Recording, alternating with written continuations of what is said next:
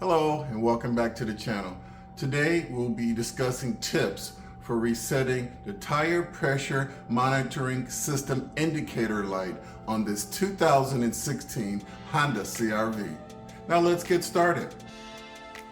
The tire pressure monitoring system indicator light will be displayed anytime you have low pressure in one of the tires, you inflate a tire, change or rotate one of the tires.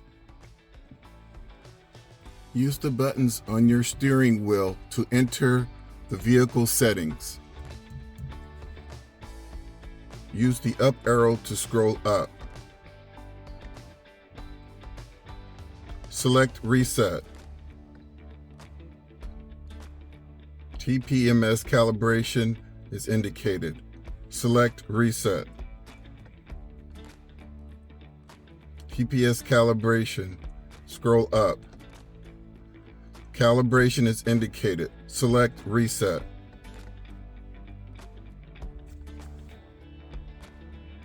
Calibration is complete.